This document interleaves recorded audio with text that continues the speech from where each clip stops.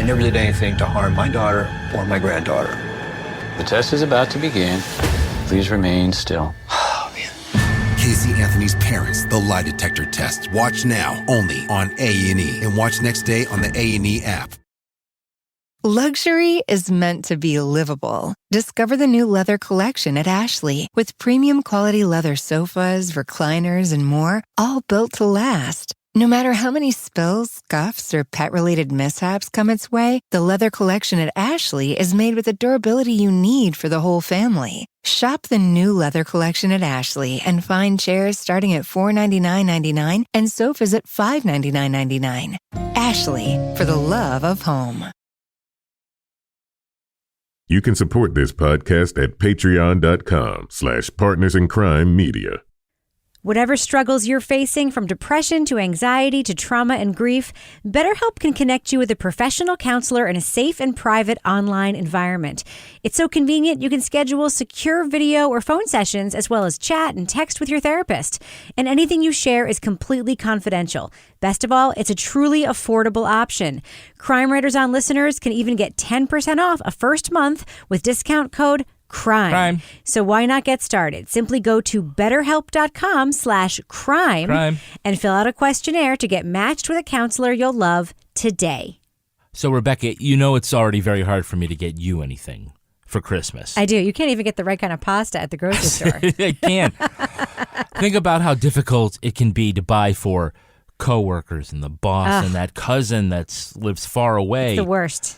That's why, thankfully, there's Thoughtfully. Oh my God. I used Thoughtfully this year. I loved it. Yeah, Thoughtfully is the easiest way to find a thoughtful gift, a beautiful gift that comes in sets that are ready to give any type of person for any type of occasion. Each gift set is expertly curated, and they're not just a product, they are an entire experience.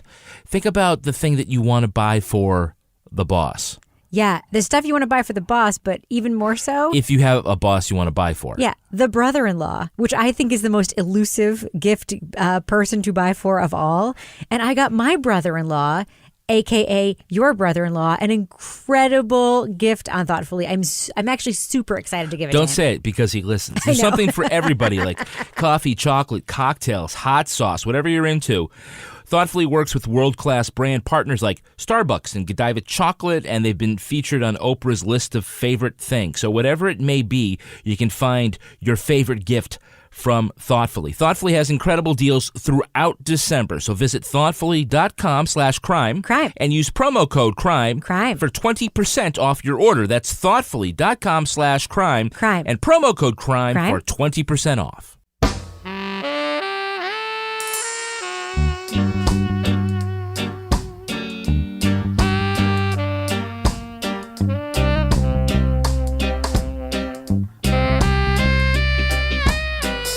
I'm Rebecca Lavoie, and this is Crime Writers On, the podcast about true crime, pop culture, and this week we'll party like it's 1999 when we review Headlong, Surviving Y2K.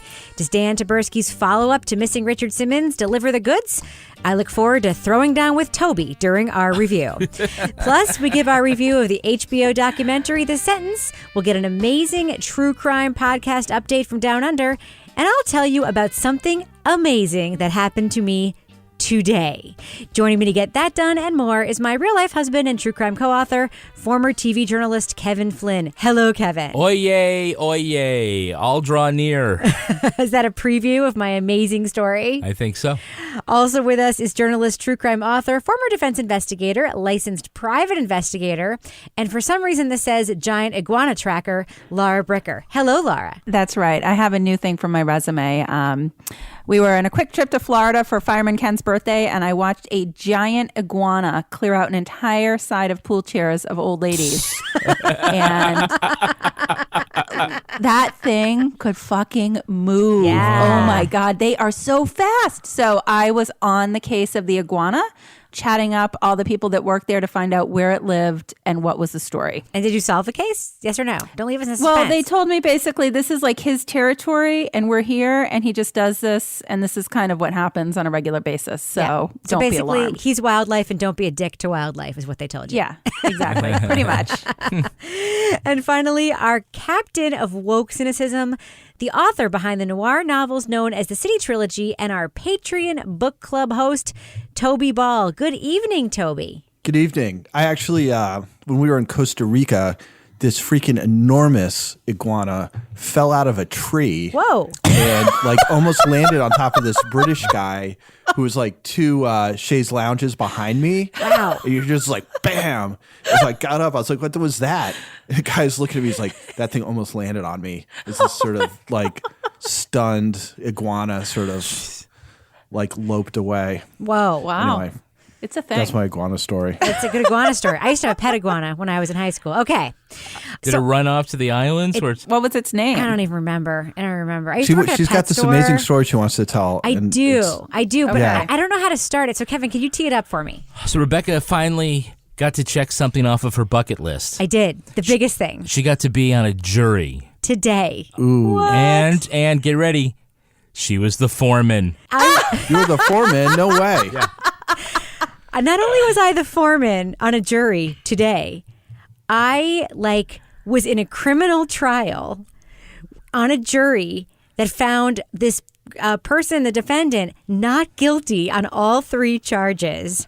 What? And I was driving to court. I've been so wanting to talk about this for the last few weeks that I had been being called to jury duty, but you're not really supposed to talk about it until after it's over. And the way it works in New Hampshire is you get called 3 times in a period of 3 months. If you get your summons, you have to show up. So I showed up in October once, November once, and December once. You show up, you're part of the pool, and you either get picked or don't picked. So I showed up this Tuesday. I got selected, and of course, since this is New Hampshire, I knew the judge, which apparently is not disqualifying. Who was the judge? John Kissinger. His kids go to school with my kids, it's a whole thing. God. But that's not one of the disqualifying questions. They ask if you know the lawyers. Didn't he wave to you when you walked in? He waved to me after I got picked. He was like, "Hey," but yeah. So I Way got to make the cut. Yeah. So the trial was a 1-day trial. It was today. And on the way driving to the courthouse this morning, I was driving to the courthouse and I was on the highway. Is this story going to start with you driving in at the morning and go the whole day? I know, but I will tell you guys, for the 3 of you and for our podcast audience, I thought, I'm going to be the foreman of this damn jury. I got to figure out a way to make this happen. Because it's not enough to just be on a jury. If I'm going to do it, I really want to have the whole... You guys know this has been my dream come true. I've been waiting my whole life for this. I know. For this So case. how did you do it, Rebecca? How did you take control? It was very, very difficult. After we listened to all the trial testimony and we were sent back to the jury room to deliberate, and they had ordered sandwiches for us and stuff, which, by the way, awesome perk of being on a jury, free lunch. The bailiff came in and said, you guys had to pick a 4-person. And we all looked at each other and I said, does anybody here want to be the 4-person? Because if no one does, I'll totally do it. And everyone was like, oh, no, you should totally do it. And that was it. That was how it happened.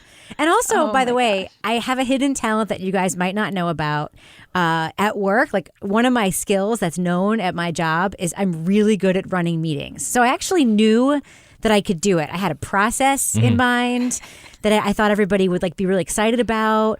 And yeah, it Gave was attaboys all the way around. I did a lot of positive reinforcement. How long did you deliberate for? Oh my God, 12 minutes maybe. It was so fast. Now, we are writing partners. Yes. You and I. Yes. We tell the same stories. We help each other out. Yes. I'm not mansplaining. I'm going to tell the fucking story of this trial. Why is okay? that? Because I'm just going to Tell cut it, right Kevin. to the quick. Okay. So it was to a it. woman who was charged with possession, a couple other charges. So they bring out the evidence and they pull out a baggie with one little pill in it. Mm-hmm. And it's and what did you think? Are you kidding me? Yeah. It's weird. It was very strange. I mean, I have to tell you. By the way, she also told the cop, when you go through the bag, your purse, am I gonna find anything? And she said, well, just my weed. Which apparently she had a legal amount of weed. Yeah, but then she did. she was surprised as all hell when they pulled out a plastic bag with a Xanax in it. A Xanax, which literally One. said Xanax on it. Yeah. What? Oh my God. And the state's witness, one of their witnesses was the crime lab tech who tested the Xanax, which literally said Xanax on it.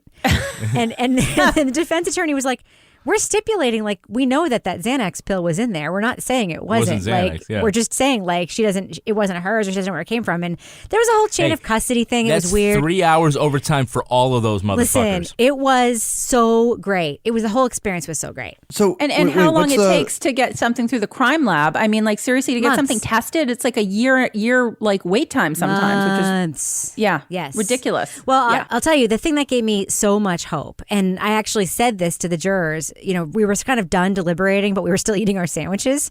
So I was like, should we just continue Work in the system. Talk while we finish eating our sandwiches so that we don't have to like rush finish eating our sandwiches? So we just started talking about the case and sort of other aspects of the case that were interesting to us and other things that happened in the courtroom that were interesting.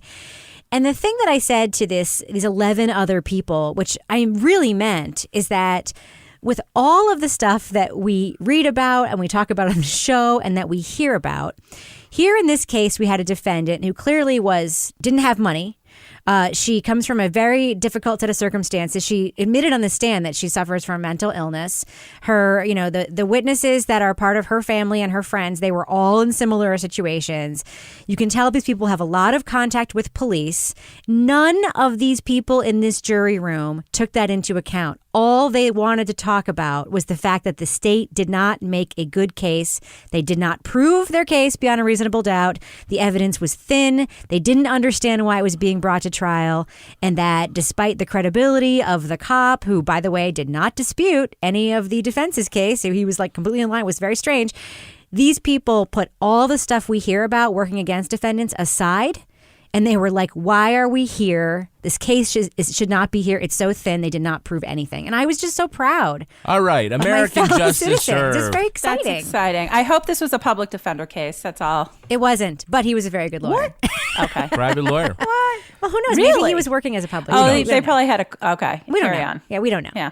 What's the charge for having one Xanax? Possession. Yeah. She had two charges: possession of a controlled substance, drug. and also she had a possession charge with a Xanax isn't a controlled substance. It is a controlled substance, and she had possession without a prescription, which was a second possession charge. And that is a prescription she had drug. a unlawful trespassing charge, which she was at her aunt's house, and her aunt was like, "It's okay. I said she could live there. Like, she wasn't trespassing." Part The of whole it thing came was down weird. to that she said that she didn't know that was in her purse, and the cop said she seemed genuinely surprised that was found in her purse. And so as far as knowingly being in possession, it certainly didn't meet that prong. Yeah, because one of the prongs of possession is knowing, is knowing. So that's it's interesting. It's so weird that made it to trial. Yep. Yeah, that's it. Yeah. Says a lot. Your doesn't tax dollars at work, Toby. Hey, just piling on the charges. Sarah Koenig would be so upset. I know. Well, I'll just say one thing. The most thrilling moment maybe of like, I hate to say, Kevin, I'm not like saying this is more exciting than our wedding or having our children. Right, I know. But being the person who got to stand up when they say, how do you find?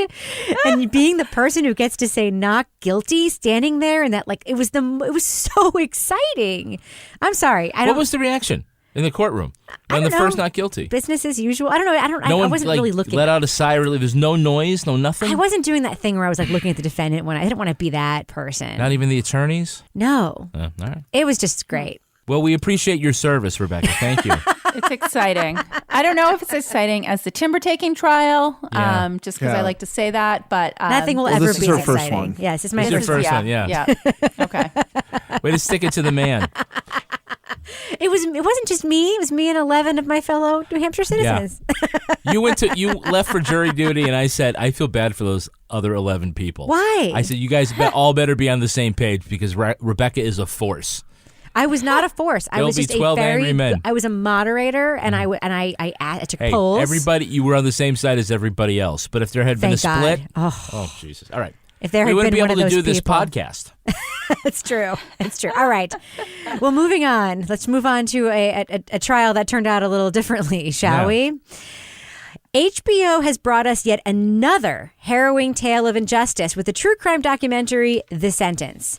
In the film, Rudy Valdez, who's also a first-time filmmaker, tells the hard-to-believe story of his sister, Cindy Shank, a mother of 3 girls who received a 15-year mandatory sentence for conspiracy charges related to her murdered ex-boyfriend's crimes.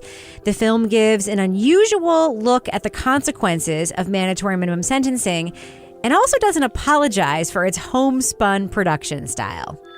Hello. This call is from a federal prison. Here. Hello, Mom. I love you, Princess. And do you know why Mommy's there? The kids that lived with her were doing bad things, and that's why she's there, because she was actually with those kids.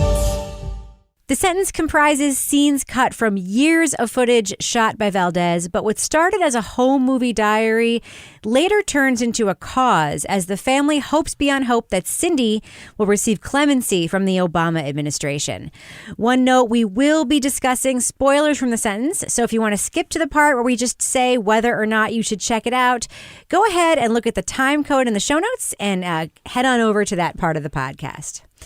So the first thing I want to talk about is the very amateur filmmaker style of this film. Okay. Well, Kevin, we talked about this as we were watching it. There were some shaky camera shots. There was some weird framing. In the very beginning. Right. Back in 2008. Right. So can you just address what you see at the beginning versus kind of how it evolves throughout the film? I think, to me, I feel like the filmmaker was getting better at his craft. I mean, the shots were a lot better, going on. I mean, they were framed up better, a little more depth of field, and a little richer. And well, he didn't think he was making a movie at first, right? I think that's probably it. I mean, to what extent he thought that, but well, he didn't think that. Yeah, the very early stuff with the kids running around and screaming, it seemed like a home movie. Yeah, he was making a home movie to chronicle what his sister was missing when she was in prison, and then that footage later turned into the movie, which I just thought was interesting. Laura, despite the fact that this film has that very sort of amateurish look at parts, it's very moving right from the start, right? You don't have to get over that. It was. I think because you were hearing directly from the three daughters, that was the part. And that didn't really start to hit me until it moved along towards the end. But I think just listening to these little girls who their reality was just, they were trying to make the best of it, but it was just so sad as you were listening to it. I think at one point, one of them says something about, well, it's small when they're going to the jail, but we can still have fun there. And I'm like, oh my God, this is like their frame of reference. I mean, it was just heartbreaking. Now, Toby, this is a very unusual look at the criminal justice system, and it's different from anything else we've talked about before because there's very little about process here. We don't see a trial. We don't meet the alleged perpetrator of these crimes that Cindy is attached to. We don't see cops. We don't see lawyers. It really just is a look at the home lives and the effects of this very long sentence on this family. What are your thoughts about that? Do you miss any of those procedural aspects when you're watching this film? I didn't miss any of the procedural aspects. There were a few things, like there were some questions I had that it would have been nice to just like have like a 10-second like explanation about like why after all those years they decided to go after her and, put her in prison when, the actual events that occurred were like 6 or 7 years prior. And she thought that they weren't going to charge her with anything. But for the most part, I don't think that was like a real concern. The real concern was what are kind of the impacts on her like larger family, like both her husband and kids and also her parents and her siblings. What's the impact when somebody goes away for 8 years? How do the people who are left behind deal with it? We are kind of given a character study of the people left behind. We hear a lot of Cindy on the phone, speakerphone, as she's talking to her kids and her wonderful husband. And then we also follow along as their marriage falls apart when she's in prison because she's been at that point for years and she wants him to move on and he wants to move on. Yet we don't actually see any of those outside factors. We still stick with this nuclear family. And Kevin, I thought that was a really interesting way to tell this story. Like they didn't go on all of these making a murder style tangents with, and then we meet the husband's new girlfriend, and then this. It really does just stick with these core characters very much through Rudy's lens because he has access to these people. What did you think of that as a choice? And we only get like experts, quote unquote experts, like Innocence Project type people like once or twice throughout the film, but it really sticks very up close with this family. Yeah, it is. And they are obviously the emotional center of the whole piece. I saw one of the promo posters, like movie posters for it, and it was a picture of the mom and the three kids, and the way they framed it, it's the mom's head, Cindy's head is cut off, and it's the three kids. And the slug line was, she did the crime, they did the time. And by they, you're the family. You're looking at the kids. Yeah. And so from the very beginning, when you see young Autumn at like 8 years old and all cute, and she doesn't really wear it on her sleeve so much until the very end. You could tell that it's troubling her, and it troubles us. And you just think that when you look at those kids, it's unfair. Yeah. And we watch them grow up, which is so devastating. Yeah. There's a baby, and then Autumn, who's a little kid when it starts, is then taller than her mom. Yeah. At the end of the film, Laura, I know that slug line. It makes me think. She did the crime, they did the time. Did she do a crime, Laura? Like, what did you think about this whole sentencing idea and this whole idea of mandatory minimums, where somebody who's essentially just there is now attached and has to basically pay the price for something somebody else did? That's the whole war on drugs thing. What are your thoughts on that? It seemed ridiculous, but I also felt like, where we were talking about earlier, where we didn't have necessarily like the courtroom information and the legal side of this because it was focused on the people. I wanted some more information on that because I was just like, how can this be possible? I mean, I couldn't understand how something like this, I know this is the way that it works with these mandatory minimums, but it just seemed so unfair, so blatantly unfair. And I was like, mitigating circumstances here, like how could they, but there's nothing you can do. I guess I wanted a little more of the legal side of that because it was something that it seemed just so outrageous and so unfair. And these poor kids, it was heartbreaking watching them. All of a sudden when you looked and you're like, the oldest one's grown up now. It just seemed insane. Toby, what did you think of the idea? The whole reason for her incarceration is like super convoluted. As the film, as she actually tells us in the film, she's doing time for not turning in a dead boyfriend for dealing drugs when the cops only found out about it after he was killed and then came to the house and found the drugs and weapons.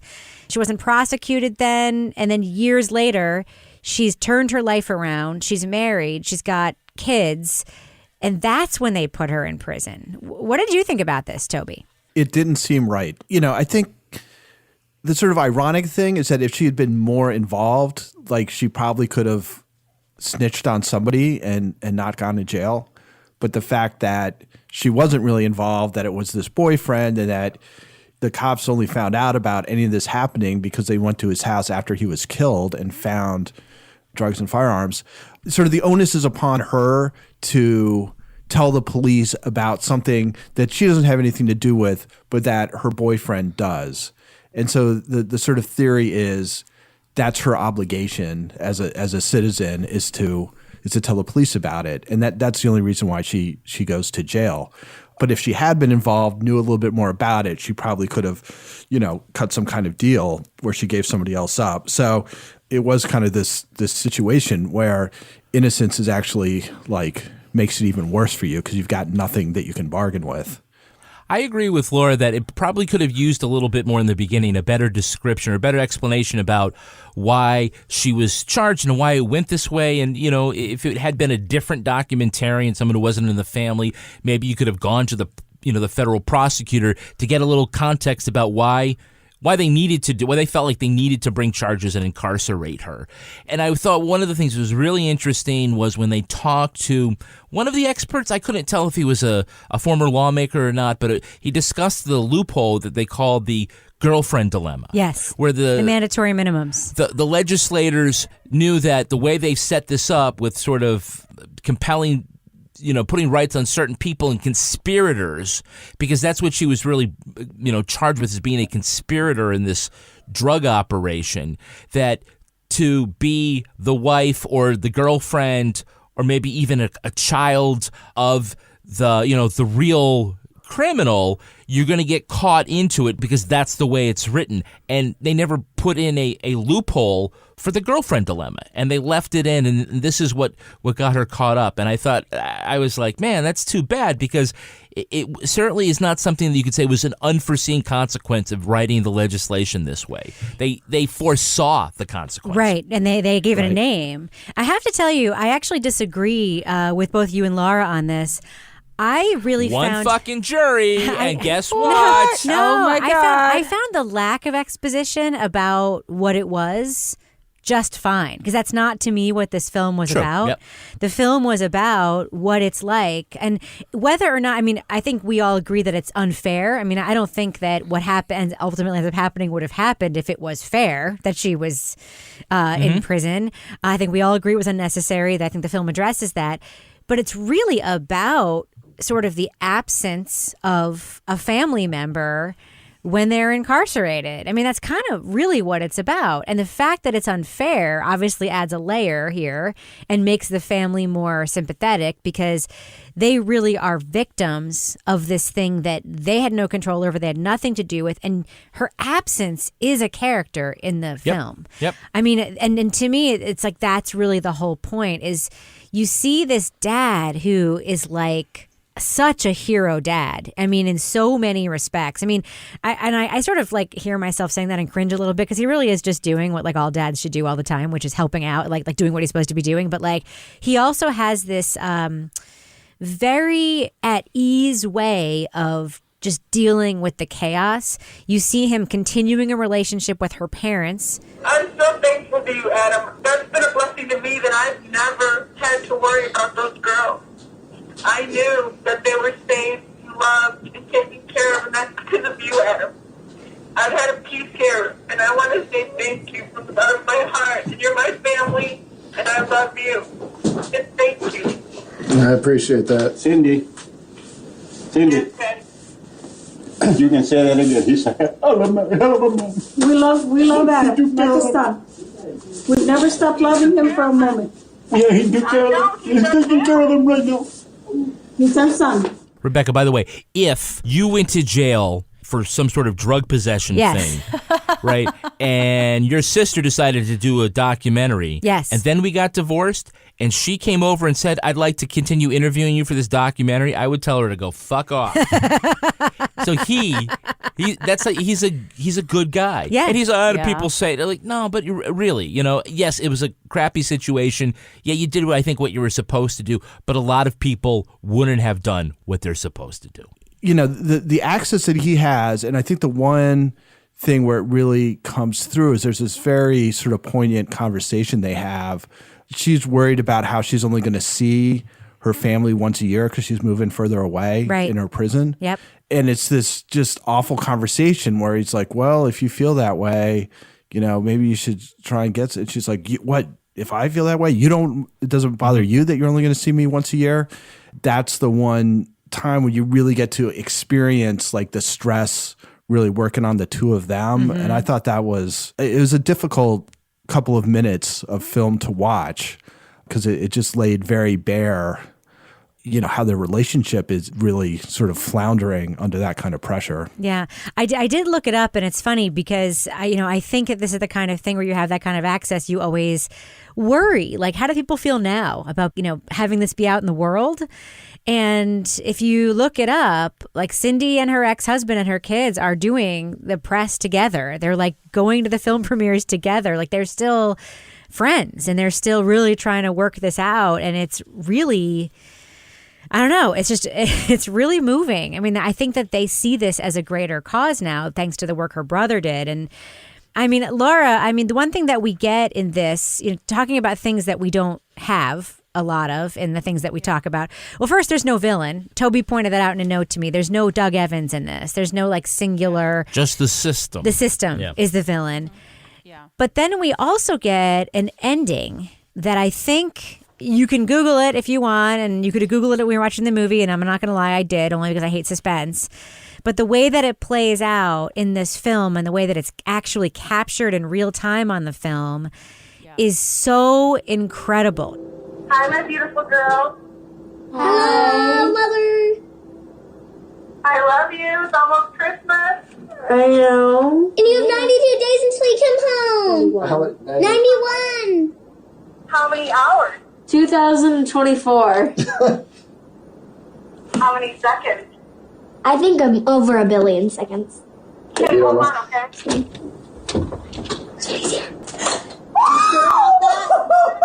Are you sure about that?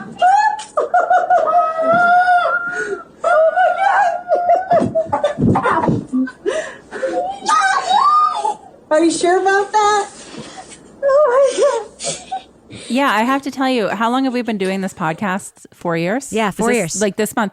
I think this is the first time we've watched something where I literally burst into tears while I was watching it. And it was twice I did. Me too. And it was we all did. 2 times. And I'm like, oh my God, what's happening to me? But it was at the end when we get this extremely raw reaction that she's getting out and she's been granted clemency. And we see the reaction of her family. Something happened. Yes. Cindy's coming home. Cindy's coming home. Today? No, March 21st. It's in the news. Oh, she made clemency. Oh, Jesus.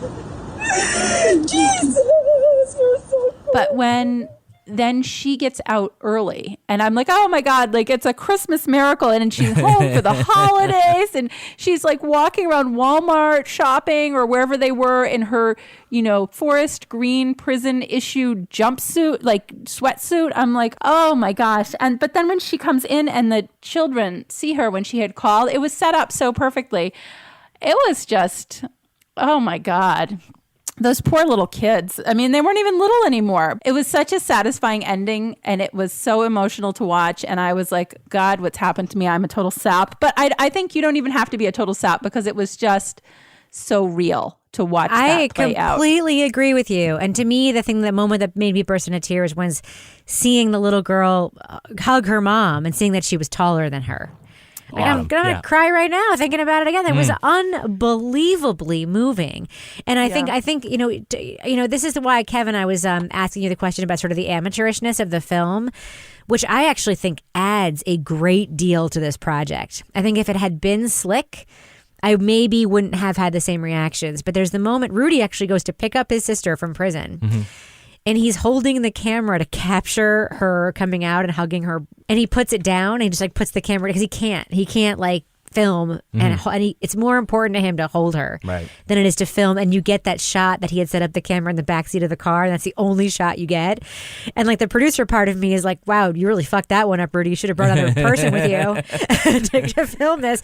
But on the other hand, it's like, that shows where the priority is, not just like for him. Like the film is secondary to the mission, and that's really rare. Yeah, it didn't make it feel like a production. It did make it feel intimate, like not like a home movie, but that like this is you're part of this small family. Yeah, and you feel that, and not the okay, let's do this again, but the light's wrong here, so.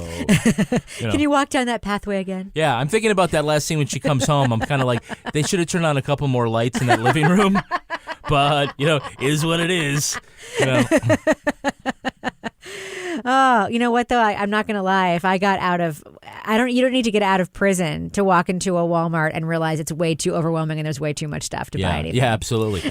If folks haven't seen this yet and they want to watch it on HBO, they're probably going to watch it on HBO on demand.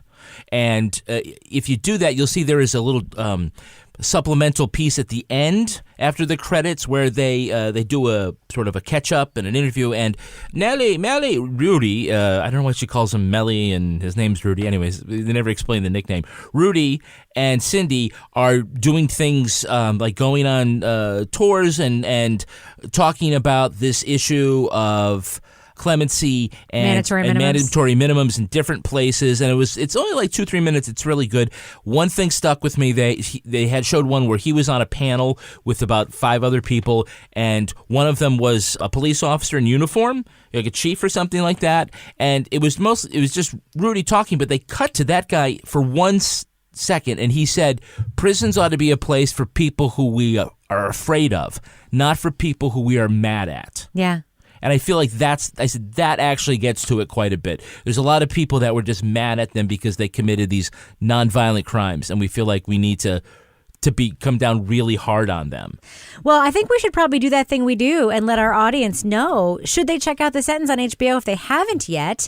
Thumbs up or thumbs down review, Laura Bricker. I'm going to start with you. What do you think? Is this worth watching? It is. It's 90 minutes. It's definitely another window into the criminal justice system and issues with the system. And it's got a very emotional, raw side to it, especially in the second half. So I would say thumbs up. What about you, Toby? What do you think? Yeah, this isn't usually the kind of thing that I'm into, but I think particularly, I can't believe we've been doing this for 4 years, but over the course of that time, and we've like taken in so many different angles on the justice system and from different points of view and stuff. And I think this is sort of unique for us in terms of looking at the impacts on the family. Yeah, and it's just really well done. It doesn't overdo things in a way that I think would have been tempting. Yeah, I give it a thumbs up, definitely. Yeah, I do too. I love the rawness of it. This is one of those things that I think had the benefit of probably a great editor, whoever Rudy worked with in putting this together. They did a really great job taking footage that in a different context would be difficult to watch or understand or listen to for a long period of time, weaving it together very effectively, telling a very powerful story. And the weakest things about the production of this end up really being its strengths in terms of its emotional impact. I really love this documentary. I give it a big thumbs up, and I recommend our listeners check it out. What about you, Kevin? I'm also a thumbs up. I swore at the person in the office who recommended this to me. I was like, fuck you for making me watch this thing. You made me cry. It's got a lot of heart, and it's got a good message, and not overly complicated message. It isn't super weighty in the wonkish way, but it is very emotionally heavy and ultimately very uplifting. I give it a thumbs up. And if you do happen to bring somebody home from prison, don't embarrass them by making them walk around Walmart in their prison outfit. If they need stuff, just buy them those damn socks from Bombas. They will be happy for it. It's a very good idea. Yeah, no need to wander around and get overwhelmed in the stupid giant store when all you want are the best socks. That's right. Because, if you've been away for many, many years, you don't know about all the research that has been done to perfect socks like Bombas has. That's true. I mean, I'm sure that would be even more impressive than, say, the invention of the iPhone. Right. To come out and find that there's a sock with arch support. Oh, yeah. There's iPhones, there's GPS, and now you can get the arch support system and the stay-up technology in a Bombas sock. Is that a blister tab? Forget GPS. Oh, my God. A cushioned footbed? Well, if only I had this behind bars. It would have made things so much better. So whether you're a runner, a power walker, a power lounger, you're in solitary confinement, you're Criminal working out in the yard. Warrior. You're standing in line for the phone. Yep. So you can call home. Bombas is the sock that'll add comfort to your life. Now, I did say last week that Bombas socks might destroy your family. Right. I stand by that statement. That's right. You will fight. You will say, those are my Bombas socks. They're continuously destroying our family. Yes. So just go out and get Bombas, get multiple pairs of Bombas socks for everybody in your family, and then have a pair on reserve in case a relative is granted clemency. That's going to be our up close documentary on HBO someday. Is how Bombas socks destroyed our family. Bombas. It'd be like a Captain Kirk yelling about Bombas. Go to bombas.com/crime and use the code crime for 20% off your first order. That's BOMBAS.com/crime. Code crime, and you'll get 20% off your first order. What else you got, Kevin? What do you think it was like going home that first night out of jail and then getting into a bed? Ooh. Depends on if they had Brooklyn and Sheets. Brooklyn and Sheets. All right. Guys. Brooklyn and Sheets works directly with manufacturers and customers, and so they are able to offer 5-star hotel quality sheets that are affordable and easy to order. And the holiday season is a great time for a bedding upgrade for you or a loved one. Hands up. Yes, Rebecca, what? I have my hand up because I want to tell you I was cruising around the Brooklyn website today. You were? Okay. And the way they have their stuff bundled makes it like so gift worthy, whether it's the sheet sets or the towel sets. Like they don't just sell of course you can just buy one towel if you want to, but they sell like a set. 2 bath sheets, 2 bath towels, 2 washcloths, and a bath mat. Like exactly what a person would want as a gift. These like super luxurious towels. Like Brooklinen knows how to put together a gift. They know how to put together something that I want for myself, like the towels. But they also know how to put together something that I would be so happy to send to somebody else. Yeah, and they're super fast shipping. Make sure that you can get your holiday gifts there on time. But hey, Christmas is coming, and people have wet faces for towels. And Hanukkah is here. Hanukkah is here. They also have pillows, Kevin. They have pillows? Yes. And yes. Shut the front door. I actually went and looked because I was staying in this lovely hotel bed last weekend, and I was like, this is so comfortable. But I noticed the pillows were really nice, and I'm like, I really wish Brooklinen had pillows. And I went online, and they do. And they also have down comforters. Just saying. Yeah. My God, it's time to upgrade everything in that bedroom. Brooklinen.com has an exclusive offer just for our listeners. You'll get $20 off and free shipping when you use promo code CWO. CWO. At Brooklinen.com. Brooklinen is so confident in their product and all their sheets and comforters and towels and pillows and everything. It comes with a lifetime warranty. But the only way to get $20 off and free shipping is to use promo code CWO at Brooklinen.com. That's BROOKLINEN.com. Promo code CWO. Brooklinen. These really are the best sheets ever. Okay, Kevin, can you please read this for me? Sure. True Crime Podcast Update! Crikey, that was a good one, Kevin. Crikey. Laura Bricker, we heard from many, many, many listeners this week that there was a very big true crime podcast update in the form of an arrest in the case featured in a podcast we have reviewed on this show. Do you want to fill us in, Laura Bricker? I will, yeah. The Teacher's Pet from the Australian, which I have to, now I feel bad. I only listened to the first few episodes when we reviewed the first 30? I know. I know. It went on and on and on. But here's the good news. So almost 37 years after Lynn Dawson, who was the subject of that podcast, disappeared, police this week in Australia charged her husband, Chris, in her death. Now, Chris is now 70. He was arrested at a Gold Coast home early Wednesday morning, and apparently he was pretty calm about it. And the word was he knew this had been coming for a long time. I've been listening to the podcast. Couldn't call it unexpected, mate.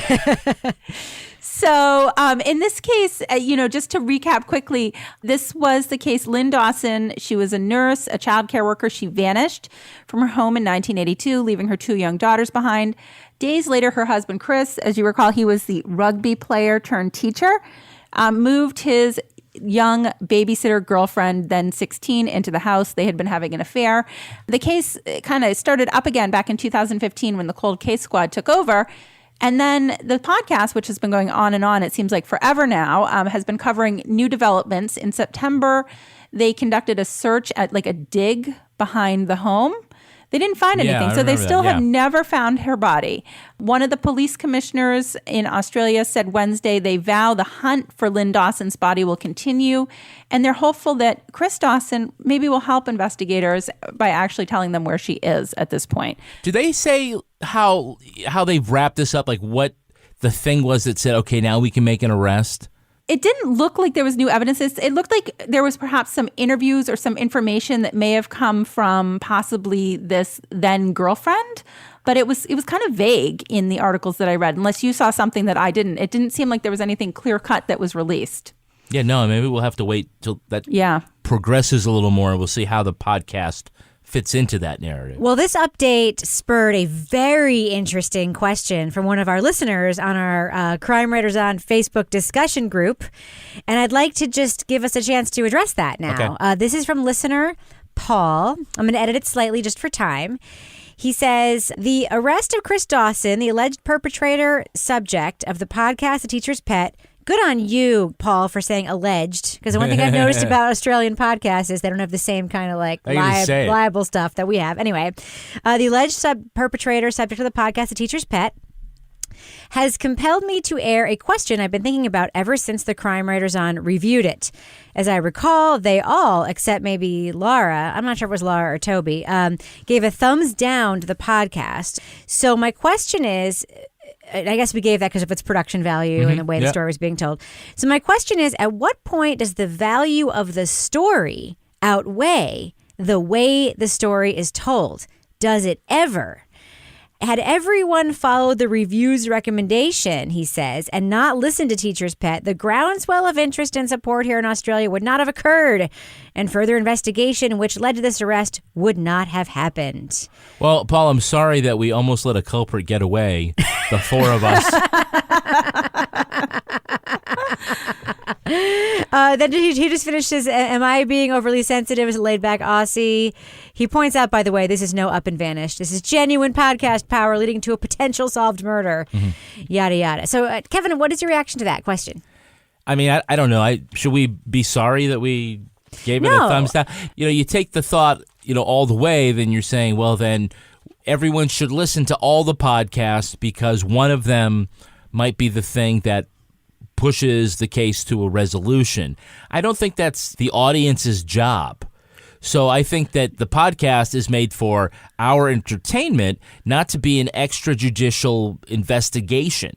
So, yeah, I mean, if it was a crappy podcast, it was kind of a crappy podcast. But if nobody listened to it... Right now it's the number one podcast in the world. Well, all of a sudden people are like, what the hell did I miss? That's what happened with Up and Vanish. People are like, what the hell did I miss?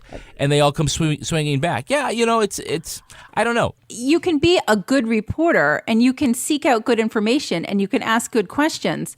And you can also not be good at transferring those skills to the podcast format. So, this podcast definitely shed light on the case. They were asking questions. They were out there. That doesn't mean that listening to it, like Kevin said, from like an entertainment value, which is how we listen to podcasts, that this was like something that I wanted to listen to. I really didn't. It just wasn't put together in a way. The storytelling wasn't put together in a way that was compelling. But that I don't think, should take away from the fact that they were doing good reporting and they were being persistent and they were shedding light on the case, which is kind of a separate issue. Toby, thoughts? I guess a couple of things. One is I think we reviewed it pretty early on. And I think if I'm remembering right, or at least maybe this was just my impression, was that it just seemed like it was taking a while to get to what it was actually going to be. I think I'm right that it was before this arrest.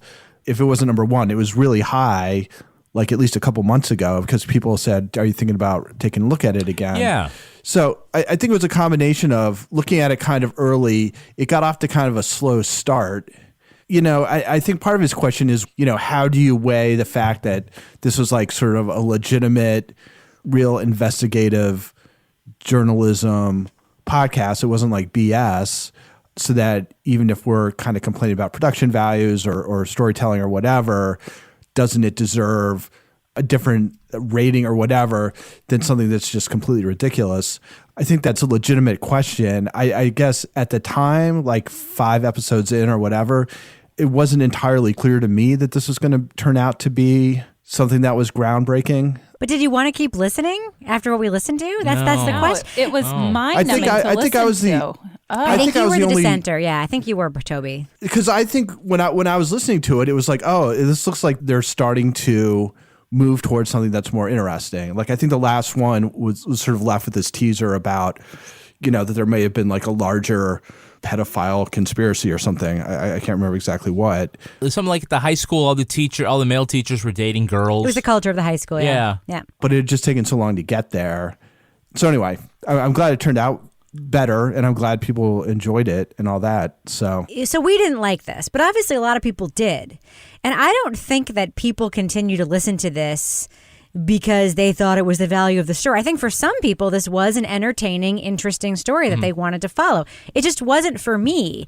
My objection to this idea that Paul poses, and Paul, it's not you. I love you, man. I just want to point something out, is that nobody would ever say, wasn't that newspaper article so important even though it was horribly written and full of grammatical errors and made no sense, and I couldn't even get through a sentence without having to repeat the sentence 4 times.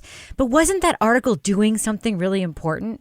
No one would ever say that about a newspaper article. No one would ever say that about a television package that made no sense when you were watching it and you didn't understand what happened at the end just because it was like, the screen was all fuzzy or whatever.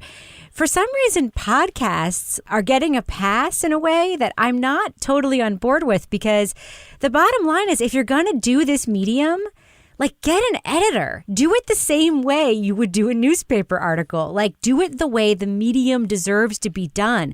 This was our issue with The City last week. A lot of really great information that, probably made for some very compelling print material, as Kevin pointed out. But, like, it wasn't a print story. It was a podcast, and it needs to be edited for that particular medium. So, I understand your point, Paul. I think the reporting is there. And I know that this was also like a companion piece to some print journalism that was done. The same attention needs to go into producing these things as goes into the print story. I'm going to stand by that until I die. So I'm not saying that the podcast wasn't worth it. Obviously, a lot of people liked it anyway. And good for them. I just didn't. And so I would not keep listening to something that was painful to listen to just because I thought it might go somewhere someday. To me, that's not a good enough reason. It has to actually be something I want to listen to. That's why a lot of people listen to this podcast. Because they think it might eventually get better. I might go somewhere. Just hang in there. That's right. Well, not this week, folks, but maybe next.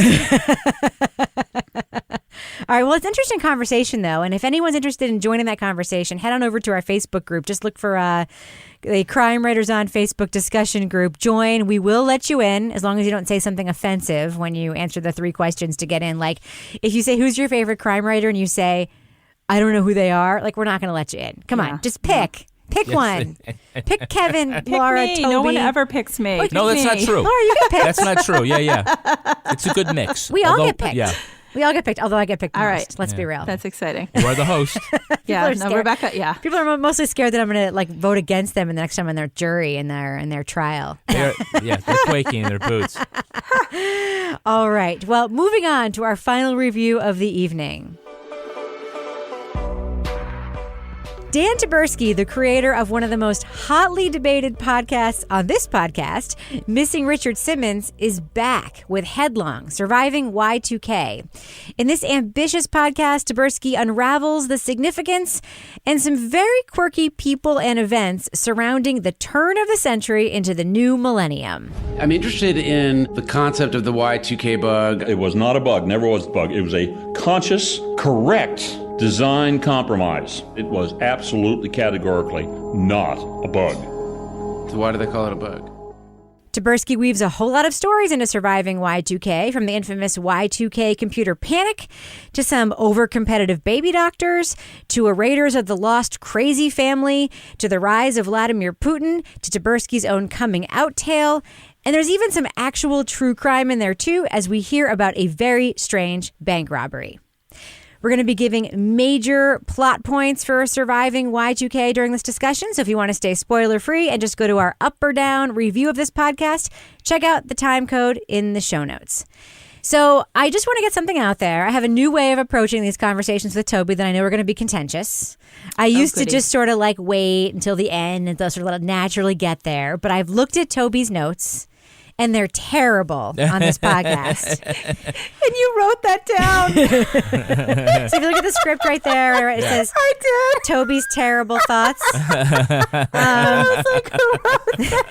So Toby's the only one not laughing. We need to talk about Dan Taberski's writing.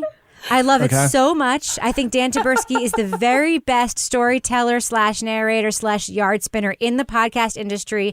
I love everything about the way he delivers this podcast, and you do not. So let's get it out of the way. Toby, just tell us why you hate it so that we don't have to talk about it anymore. Go. Ding, ding, ding. Round 1.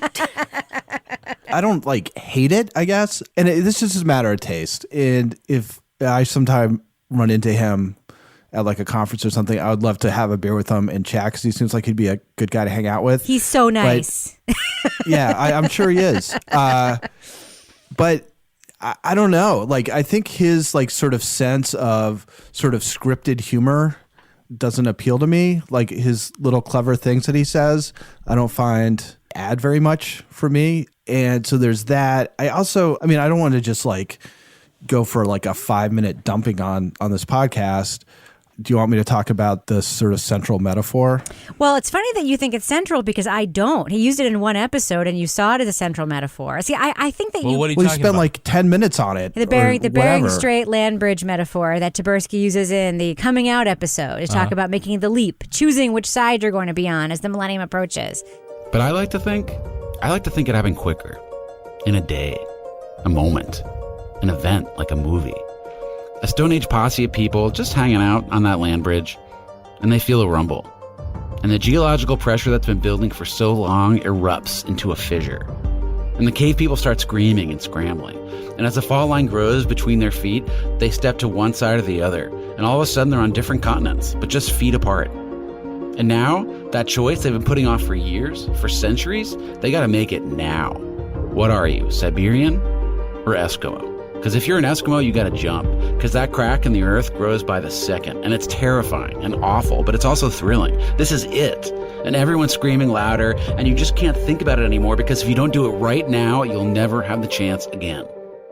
You know, to me, that's not what this thing has been about at all, which is that it's more about these people, in most cases, it's about these people who have these certain aspects to their personality or their world outlook or whatever, that as they approach the millennium, it sort of becomes more exaggerated. The preppers begin prepping in earnest, and the really religious people go off in search of the lost ark, and the computer people have these widely divergent ideas about what exactly is going to happen, but it becomes obsessive. And then there's also a couple things that don't seem to have anything to do with the millennium other than that just happens to be when it took place. So anyway, I just thought he spends a lot of time on this metaphor, which I don't think doesn't really describe what this whole thing seems to be about to me. You thought that went all the way through the series? I don't think it did either. I think it was just him setting up his coming out story. That was just kind of a random story, and all the random stories that were thrown together. But what's the point then? Why do you spend all that time on that? He was setting up his coming out story, which was his personal story here, and he was just trying to. But then it's even less appropriate to that. That's not what this podcast is about. It's not. I just want to I want to quibble with one thing about Toby said. Eating hamsters, Kevin. That's what it's about. That was a great opening. I want to talk about the hamsters. Great opening. Yeah. I want to quibble with one thing Toby said, and I want to have back and forth. I just want to disagree peacefully. Okay. Yeah. I do not believe that Dan Taberski's humor is scripted. Yes, there are scripted parts of this podcast, but if you hear him just talking to people, he is naturally so in the moment, present and funny in his interactions with people. You hear him interviewing people. Kevin, that style is just so loose. Yeah. Out the door, go left, don't go away. Go back out that door. Yeah. Go left down the thing, and there's a gold Honda. Okay. Trunk. Okay. It's not going to be like a dead body in there or anything, is there? It's almost like Jon Stewart on The Daily Show. When he talks about being a producer on The Daily Show, it's so recognizable to me, that sort of conversational interview style. He writes, I think, for himself better than anybody else I've heard in this medium. My favorite tiny moment in this podcast, which I've told about 100 people about, because it's one of the best character establishing sentences I've ever heard, is when he meets the giant computer guy and he says, Dave Eddy is 71 now. He's a big guy, or maybe he just acts big and loud. He's the kind of guy who seems like he'd be hard to kill. Yeah, that line is out of nowhere. It means nothing. It sounds natural coming out of his mouth, and I knew exactly what he meant. And that, to me, is the hallmark of a great expositional writer. Now, Kevin, you were just saying you don't think the bridge thing is what the podcast is about. What do you think the podcast is about? Well, no, I mean, I think it's this, for those of you who haven't listened to this podcast, I will describe it as this. It's a series of different stories related to the turn of the millennium, right? And it starts with the conceit about this Y2K computer bug and how this is going to change everything. And it looks at a bunch of different stories. And I think that what this podcast does, which Serial couldn't do or didn't do, is take these different stories that are tangentially similar, right? Have some connection, and it's probably just midnight at 1999, and weaves them in an interesting way that keeps us interested in them throughout all 6 episodes. And I've heard all the episodes because I get Stitcher Premium. And if you want Stitcher Premium for a free month, just go to stitcherpremium.com/crime. That's right. That's right. Then you can listen to shows like this in advance. Not to throw in another commercial, but that was one. Serial had all these really kind of interesting stories, but they would sometimes spend a whole episode on one and then not come back to it. And he has a really good mix of stories about Y2K and tells them all the way through and keeps you interested as it goes all the way along. I think he did that in a way that Serial did not. The podcast makes a promise and you think it fulfills that promise. Yeah. Yeah, it's entertaining. Yeah. It's just entertaining.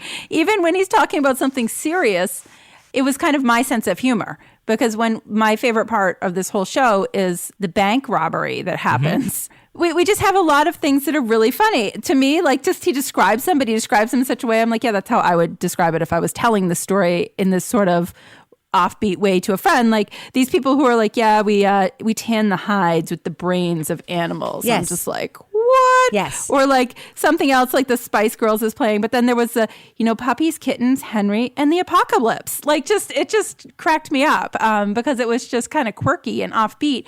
But we all knew somebody. And that was the thing is we all knew somebody, I'm sure. I didn't. As we were leading up. You didn't? Tell oh my us, God. Laura. Tell us about the crazy Y2K person you knew.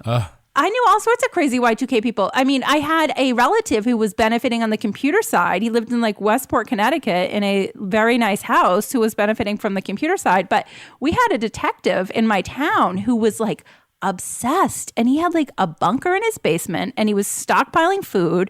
And I used to pick on him horribly. And I remember I was telling Ken this story and I was like, I am a horrible person. This guy was like divorced and single and building this bunker. And so I took this picture of like a woman's face and I blacked it out and I put a question mark in the middle and I faxed it over to the police department. Like at Y2K, you will not die. You will find your dream woman. Like you trolled him. I was horrible because he was so the people that were really into it. It was like you were like, are you even kidding me? Like you really, but they were so into it. And I feel like everybody must have known somebody that was really into it, but you didn't. I totally respect Toby's opinion that he doesn't care for the clever writing. It's not for him. That's right. Okay, and that's cool. But Toby, I got to ask you this. Did you at least feel angry about the one mother whose baby was actually the real Millennium Baby, and the other one be mad about the doctor who kept the foot inside the baby just so they could beat her in the race? That pissed me off. Was hopping on her stomach. That made me mad. It's just ridiculous. Those people were crazy. Yeah. And he had the baby in like 1980, 1990. He was ready for 1999. Well, I want to ask Toby about something else because, I of course, the thing I love about doing this podcast is like, okay, we've established it. Toby doesn't love this podcast. That's cool. But we're still going to talk about it anyway. You're going to ask him if he eat a hamster? Toby, would you eat a hamster if you had to? Oh, no. A hamster hero. My question... The question really is, have I eaten a hamster? Today. Has he eaten one today?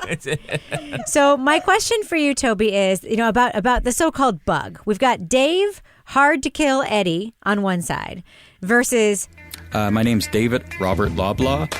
But no need for formalities here. You probably know him as something else, assuming you were following Saskatchewan politics in 1982. That's when I ran for the mayor of my city here. Yeah. And I was unsuccessful. He's 22 at the time. So I just ran as my middle name is Robert, so I just went as Bob Loblaw. Bob Loblaw. Bob Loblaw. Bob Loblaw on the other side. That's hysterical. I couldn't every time. Blah, blah, blah. Would just go right through it. Toby, do you think the Y2K bug was a hoax, a money-making scam? Or was it a real problem that people actually just solved, and that's why we call it a scam? Where do you land on that, Toby? It's funny because I probably would have answered this differently last week, but I actually was out to dinner with a couple of friends.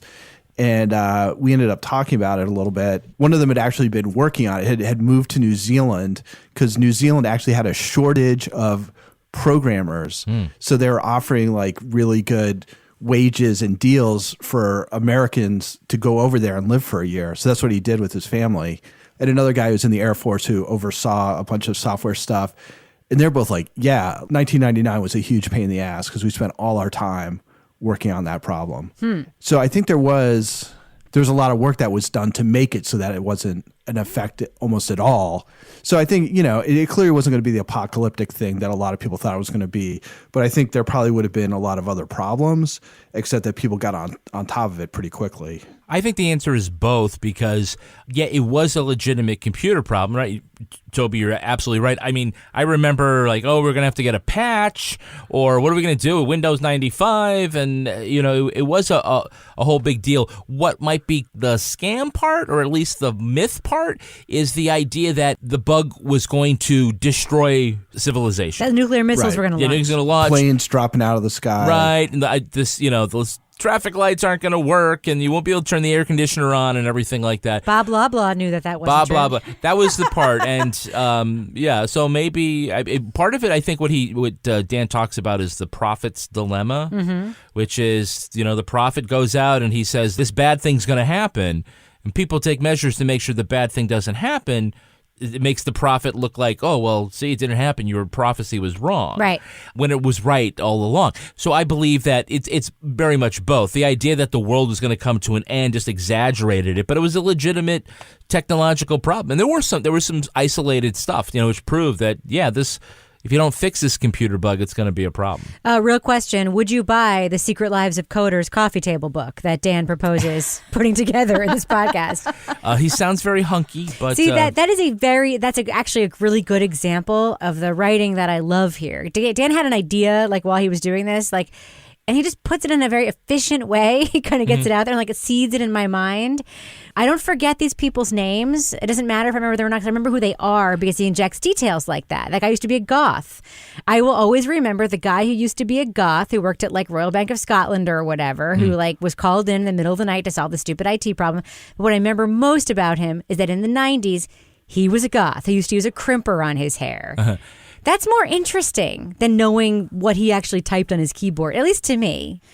I just have a question because, Laura, I feel like you are, of all of us, the most likely to sell all your family's belongings, move to a foreign country, march around with camels in robes that you made yourself, and teach your son how to make cheese with Bedouins so that you could find the Ark of the Covenant yourself like Nancy Drew in a banana cave and try to bring about the apocalypse. Do you not agree that you are the most likely of the four of us to actually do this? Well, probably out of this group, but I think I'm the one who would be most likely to want to do something like that, but I don't think my family would be on board with that. I have a hard enough time convincing them to do all sorts of other things. They don't even want to ride the holiday trolley with me, for crying out loud. So I'm not sure how I would be able to convince them to do that, but I would be totally on board with that. All right, well, let's talk about the bank robbery. We got to get there. Yeah. Because this is the sort of it's funny because I kept thinking Dan's coming out stories. Because it was a funny bank robbery. Obviously the center of this. I think it was the inspiration for this. But this fucking bank robbery story. So we're talking about Olathe, Kansas, a Bank of America. We have a bank robber named Nicky. And we have many other characters that emerge in this New Year's Eve 1999 bank robbery. We've got Ron the bank teller, Becky the assistant manager and resident badass who knows Krav Maga and was in the military. And then we have John Ann the bank manager / voice of reason.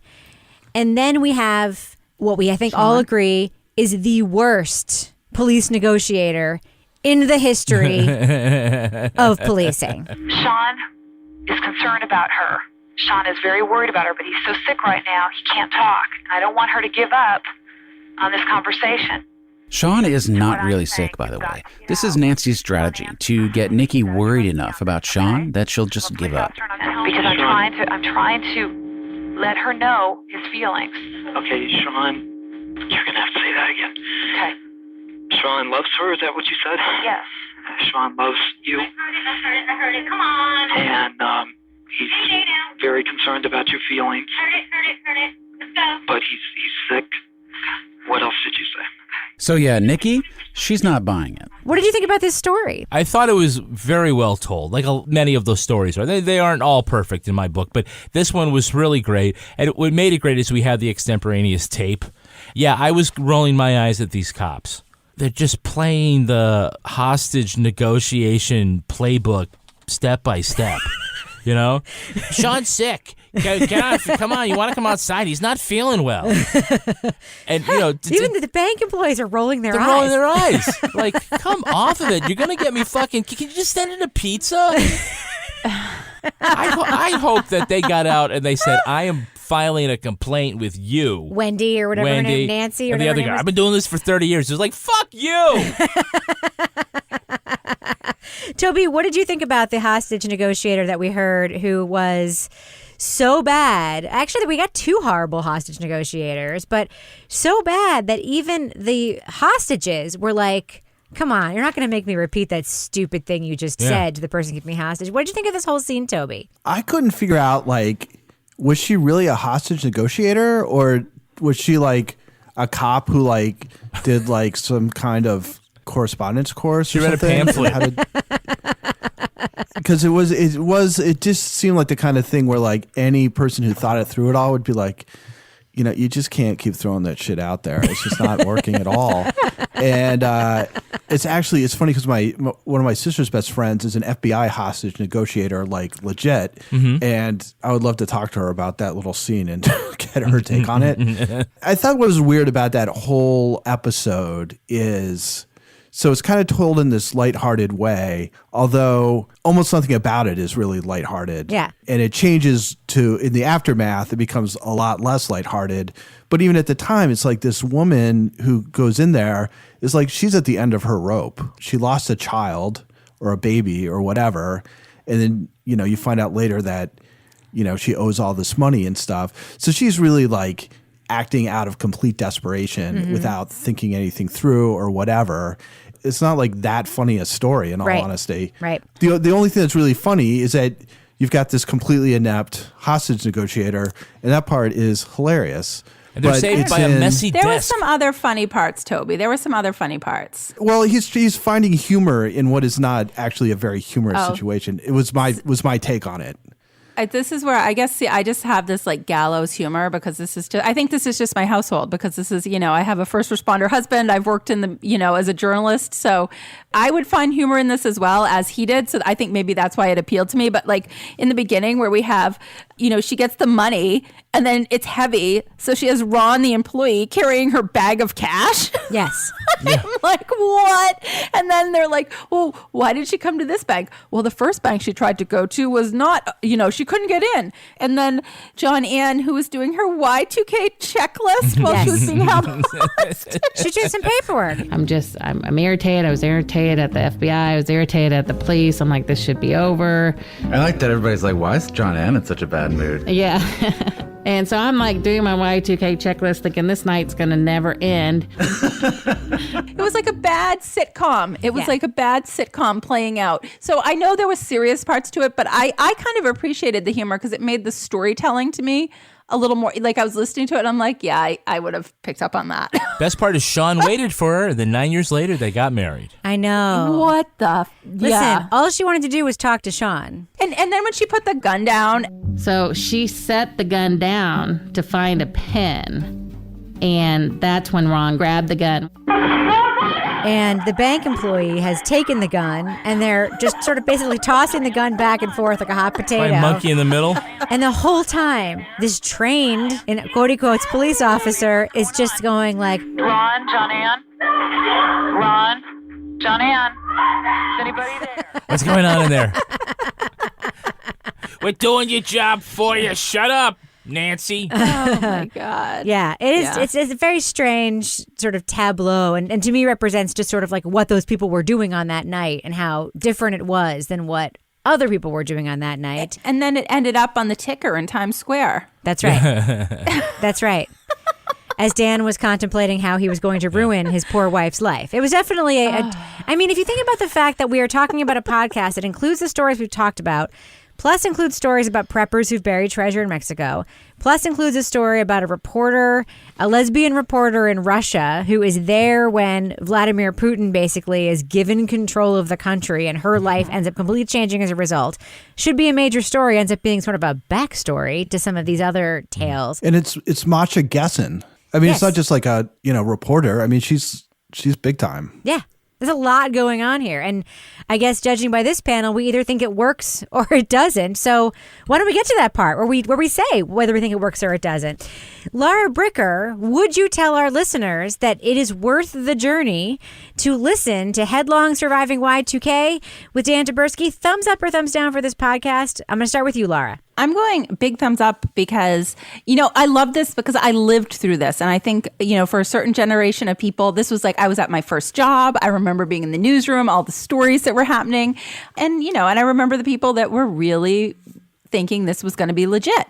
I love the humor that he puts into it. The stories are interesting.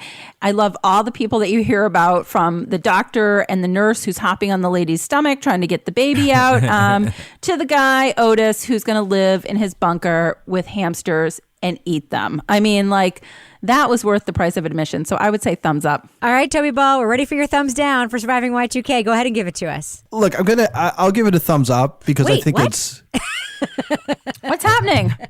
Rebecca, did you oversell it? No, well, this is the thing, is that it's got a lot of problems, I think, but he's got a lot of good stories as well. And, you know, I wish that he had spent, and there's one episode that I haven't listened to because it's not out yet, but, you know, I wish he'd spent some more time on some of those stories. But, you know, I'm not going to say thumbs down because it's got a lot of interesting stuff. I just don't think, I don't want to be a jerk. I just don't think it is as good as it could have been. And I think there are things that didn't need to be done, you know, just little things that are written that I think take away from the overall picture. But for the most part, it's interesting. I mean, you keep listening to, I'll listen to the last episode. So some of the stuff just isn't to my taste in the same way it is to, say, Rebecca and Laura's. Yeah, I mean, I just think when I listen to your review and I read your notes, which I'm not going to read out loud, it's not for you. And that's okay. I mean, you can say it's interesting, but not to your tasting. That's fair. I, however, am going to go out on a limb and say this is one of my favorite podcasts that I've listened to this year. If I were making my end of the year list now, I would put this in the top 3, hands down. I love everything about this podcast. The only criticism I'm going to make of Headlong Surviving Y2K is its clumsy release in the same feed as Missing Richard Simmons. I just sort of don't like the idea that we're just now going to go back in time and say, okay, Missing Richard Simmons was season 1 of a new thing. You mean like they do with Star Wars? Dan Taberski is so good at this that, yes, I understand the idea now that he wants to create a thing where there will be seasons, but I also think that Dan Taberski is so good at this that he could just create a new feed for a new kind of story every single time, and I would follow him anywhere he goes, and I believe that other people would too. So that's my only criticism, is that now Missing Richard Simmons is super hard to find on iTunes. I think this podcast is damn near perfect. I loved every minute of it. Kevin, what about you? I'm a thumbs up. I really like the way that Dan tells the story. He is a very clever guy, a little cheeky, and that comes through in his writing style and in his interview style. He writes for himself better than anybody else. And it reminds me what I liked about Missing Richard Simmons. While it was a mystery of sorts, it was really his journey, and we liked his journey on this. And he is the kind of person that we want to hear stories from. This does what, Serial could not do, is pull together a bunch of different shorter stories and intertwine them in a way that makes it interesting and makes you want to listen all the way to the end to find out what happens to all of them. So I am a thumbs up on Surviving Y2K. Is that a big thumbs up? I saw you physically I just went do my a thumb. Yeah, it's a thumbs up. You never do that. You just like Roger Ebert did that. Like big thumbs up. Very impressive. Yeah, well, it's such radio. Big thumbs up that we're going to go to Bob Blah Blah's chocolate shop. Bob Blah Blah's chocolate shop. Yeah, Bob Blah Blah Blah Blah Blah. Well, you don't have to go to Bob Blah Blah's chocolate shop if you want really great chocolate. You don't? You just go to thoughtfully.com Nice. and order one of their many gifts, including a Godiva chocolate package. Oh, very nice. Perfect transition. Thank you. Did you and Thoughtfully. Laura plan that? Well, I had something else and I had to change it up because the chocolate thing came up. It was too hard to resist. You got to think about who's really hard to shop for. Everybody, right? But there's always maybe that aunt, maybe the boss, Your strange sister. The brother-in-law. babysitter. No one knows what your brother-in-law wants. What? You want my brother-in-law? Nobody knows what a brother-in-law wants. Come on. That's where Thoughtfully comes in. You can find the perfect gift without it being stressful. Thoughtfully is the easiest way to find a thoughtful gift with beautiful gift sets that come ready to gift for any type of person or occasion. It's great because you go on the website and, you click him or for her or different kinds of sentiments and holidays, and they'll curate a whole list of here's 10 things that you might like, or here's 30 things that might fit that person. I ended up getting a gift package for somebody who's leaving work. Yeah.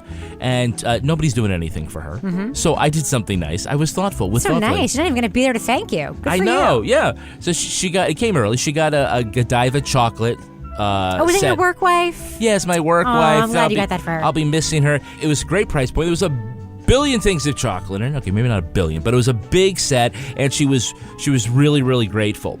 So there is something for everyone. There's things like coffees and cocktails and hot They sauces. have a steak brander, Kevin. That's what I got for my brother-in-law. My brother raises beef, and I was like, how perfect. He can have a custom steak brander for his beef. It's too big for hamsters. Thoughtfully's website is easy to use, and you can even schedule gifts for future shipping. Thoughtfully has incredible deals for throughout December, so visit thoughtfully.com/crime and use promo code crime for 20% off your order. That's thoughtfully.com/crime and use promo code crime for 20% off. What else you got, Kevin? Well, if it's going to be a new year and you want to look your best, And who doesn't? feel your best, Yes. you got to get a FabFitFun box. That's what I sent my sister for the holidays. Yeah, the winter box is here, and it's a great holiday gift for your mom, your sister, for yourself. Yes. FabFitFun is a seasonal subscription box that's delivered 4 times a year with full-size fashion, beauty, home, fitness, and wellness products for just $49.99 a box. Good deal. Always a fantastic value. I opened it up because you got a box. You gave it to your sister. Yeah. I got a box. I gave it to Lily, Mhm. but we opened it up first. You know who doesn't have a box right now? This girl doesn't have a box right now. I need one of those. Get one for me. So Lily and I went through it. I took a photograph. I'm going to post it on Twitter of all the great stuff. You'll see there's no little travel size, safe for TSA kinds of things. No, it's real stuff. It's all great stuff. Laura, I know you got a box too, right? I did get a box, and I loved it. And I have to tell you, I got these awesome wireless headphones, and I was at the gym, and I saw one of my friends exercising, and I went over, and I'm like, did you get those headphones from FabFitFun? And she's like, I did. And we were like, what? And she's like, I love that. And she was going on and on. She had gotten some hair conditioner, and it was the best thing that had ever been in her hair. But it was just this strange, oh my God, I'm we're groupies now. We're FabFitFun groupies. It's so oh my fun. goodness, that I recognize products out in public. Sign up for FabFitFun today. FabFitFun boxes make amazing gifts for the holidays, and if you use code CRIME, you can get $10 off your first box. So go to fabfitfun.com to sign up and start getting the box for a life well lived. Use promo code CRIME to get $10 off your first box. That's over $200 worth of stuff. Should be called Fun. 30. It's for only $39. Go to fabfitfun.com and use our code CRIME to get $10 off your first box. What else you got, Kevin? Well, Rebecca, the last way that you could get ready for Y2K is to start the new year by looking your best, your youngest. Yes. Starts with hair color. Yes, I cannot start a new year without me some Madison Reed. That's right. For decades, women have had just 2 options. 2 terrible options. Like what? Make an expensive hair appointment, wait forever to go. Or do it in your... buy crappy hair color in the grocery store and then get stained towels all over your house and have it not come out so great. It's like a crime scene in the It is. bathroom Not for so trying good. to color your hair. That's why they created Madison Reed. Women deserve better than the status quo. It's reinventing the way that women color their hair by offering the quality of salon color, the convenience and affordability of at-home hair color, and an ammonia-free formula with ingredients that you can feel good about. You look like you just came from the salon, and it gives you more me time to do the things you love. It's a win-win-win-win-win. Is there that many wins in it? It is. Amazing. You can experience beautiful multi-dimensional hair color made in Italy, delivered to your door, and on your schedule for under $25. So join the hundreds of thousands of women who have tried and loved Madison Reed. I love it, and I've tried it, and I love it. Just find your perfect shade at madison-reed.com. Madison Reed would like to honor Crime Writers On listeners with 10% off plus free shipping on their first color kit with promo code Crime Writers. Crime Writers. That's code Crime Writers. Now it's time for my favorite part of the podcast, a little something I like to call the Crime of the Week. The Week. 911 operators in Austin, Texas have been a little busier than usual thanks to a Christmas display put up by a guy named Chris Headlong. Folks passing Headlong's house have been panicking because it appears a man is hanging from the roof after a failed attempt to hang up Christmas lights. But alas, that man is not really a man. Headlong, you see, actually used a dummy to recreate the scene of Clark Griswold hanging from the roof in the 1989 movie National Lampoon's Christmas Vacation. So it's a dummy that's been hanging there, just looking like he can't reach a ladder that's fallen to the ground. But luckily for us, something else is adorning Headlong's house. One of those handy security cameras, which captured a tense moment as a passerby yelled to the dummy, "Can you reach it? Can you reach it?" And getting no response, because I remind you, it was a dummy, the Good Samaritan then turned to the street and yelled, "Help!" before running to call the police. Headlong did track down the man to thank him for his efforts and has since put up a sign letting people know the dummy Clark Griswold isn't real and is doing fine just where he is. Clark G is part of our Christmas display, the sign says. Please don't call 911. So my question Did he also get tricked by that witch that looks like it hit the mailbox post? Or one of those blow-up snowmen? Does he think that that's real and about to melt? Anyway, so my question for you, panel, is what other movie scene would it be unwise to recreate in your holiday lights display? Laura Bricker, I'm going to start with you. What do you think? I have no idea, honestly. I picked this crime out. I thought it was awesome, but I'm just not that creative. If I get lights up, it's amazing. So I wouldn't be in this. I wouldn't be in this realm. You weren't. What about you, Toby? What movie scene do you think it would be unwise to recreate in your holiday lights display? 9.5 weeks. Oh my God. Toby. My goodness. You need a lot more ice cubes. Kevin, what do you think? What other movie scene would it be unwise for you to recreate in your holiday lights display? Bruce Willis jumping off the top of Nakatomi Plaza with the exploding helicopter behind him. It's not bad. It's not bad at all. But That is a great Christmas movie. It is. I'm going to go with the very Christmassy holiday scene of the human centipede. I do not think that would be wise to put in your holiday lights display. How about the Bumpkus's dogs running through like in a circle? All right, we should probably end it on that note. But Laura Bricker, before we do we have a cat of the week this week? We have a dog just for you, Rebecca. My favorite animal. So Krista Klein, she sent her dog Blaze. Blaze has a special job to do. He's a diabetic alert dog for her 11-year-old daughter. He's able to detect and alert when her daughter's blood sugar drifts into a dangerous range. He's also able to tell them about 15 to 20 minutes before this happens, so they're able to treat it. We often call him a tattletale when he is alerting. He completes our family and gives us reassurance, saving my daughter's life on a daily basis. He is also your typical goofy lab. We were warned when he was a puppy. He has a sense of humor and is a ham bone. He loves to find hair ties and play with them like a cat. So there's my cat of the week. Very nice. He also loves to compete in a sport called dock diving when there is an event around us. So I love this. So Krista, if you're listening, there is a great book about a diabetic alert dog called Elle and Coach. And you should check it out. It's about a dog that lives right here in our state in New Hampshire. Do you guys know about that book? Yeah, isn't that the granddaughter of Senator Shaheen? Yeah. You guys know a lot of stuff I don't know. Laura Bricker, people want to reach out to you with their animals, service or not, for cat/dog/pet/iguana of the week. How can they find you on Twitter? At Laura Bricker. And Toby Ball, if people want to reach out to you because surviving Y2K or any other thing that you don't like as much as I do also doesn't connect with them and they want to know they have a friend in the world, how can they find you on Twitter? Mom, you can reach me at Toby Ball NH. And Kevin Flynn, if folks want to reach out to you and berate you for not only buying Miracle Whip at the grocery store, but also accidentally purchasing gluten-free pasta, how can they find you online? I'm at Yippee-ki-yay, motherfucker! But for real, how can they find you online? At Kevin P. Flynn. And if you want to follow me on Twitter or Instagram, you can find me at Reb Lavoie.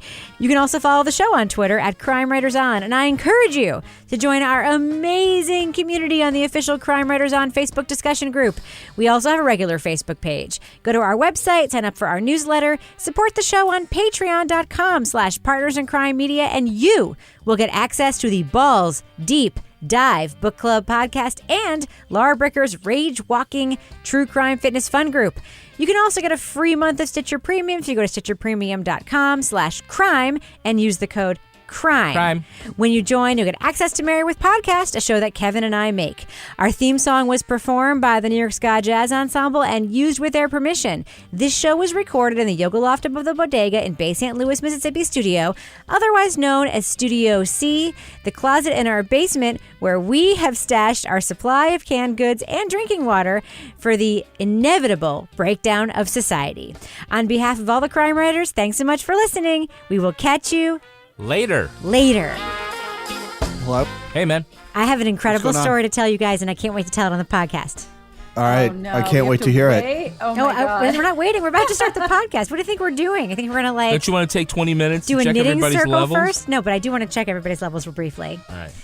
Laura, what did you have for breakfast this morning, Brix? I had English muffin with some peanut butter and some jam and like 3 cups of coffee. Good. Perfect. You don't want to get no. What'd you have, Toby? I had green eggs and ham. Oh, you did? Toby, I am. That's good. I had them in a car. I had them in a bar. Partners in Crime Media.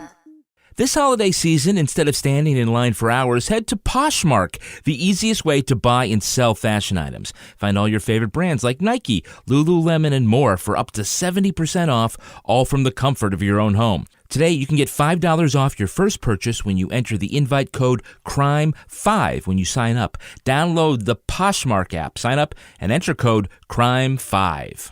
Luxury is meant to be livable. Discover the new leather collection at Ashley with premium quality leather sofas, recliners, and more, all built to last. No matter how many spills, scuffs, or pet-related mishaps come its way, the leather collection at Ashley is made with the durability you need for the whole family. Shop the new leather collection at Ashley and find chairs starting at $499.99 and sofas at $599.99. Ashley, for the love of home.